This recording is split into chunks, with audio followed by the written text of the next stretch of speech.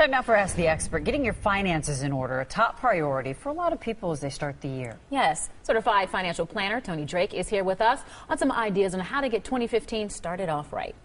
Yeah, I think people are constantly saying, I want to work on the finances, Tony, and you mean to get to it and never do. But we got some tips tonight where we mean well, Tony. Yeah, that's right. We sure do. Good That's intentions. right. But here's a couple ideas you can do. I think each of them should take less than an hour and easy to starting point, if you will, to start tackling some of the finances. Okay. Now, we always talk about budget. That's an easy one, so we won't dwell on that. But you got to have a starting point. If we don't have a budget, stick to it.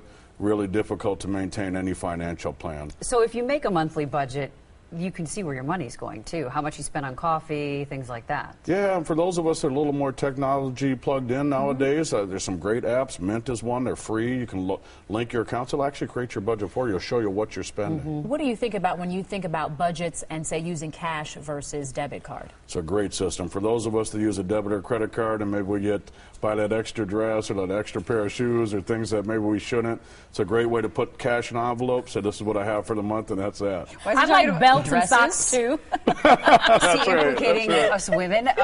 So take inventory is another one. Okay. Yeah, you got to take inventory. You got to have a starting point. It's good to know what's where.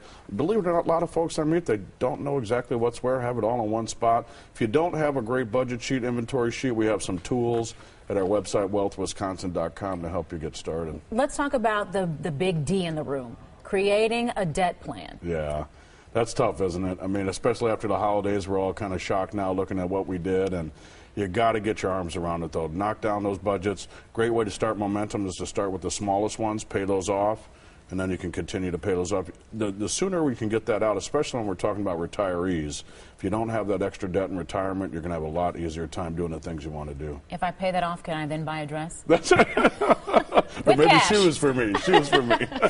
Organize for taxes. Yeah. A lot of people don't realize that they're paying hundreds of dollars extra in taxes. A lot of great deductions, a lot of great things you can write off, itemize.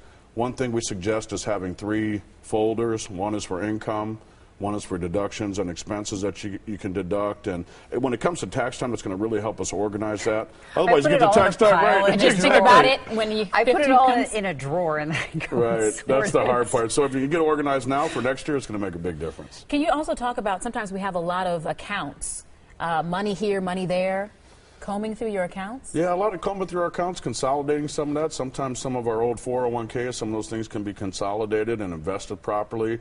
Maybe one advisor has no idea how you're invested over here, so they're duplicating those investments instead of diversifying you properly. So sometimes that consolidation can keep it easier to track. And if you're confused, call in the experts. Yes, all good advice. We thank you for being with us today. If you have a question for the expert, you can email them to asktheexpert@todaystmj4.com. You can also leave a voice message at 967-5253.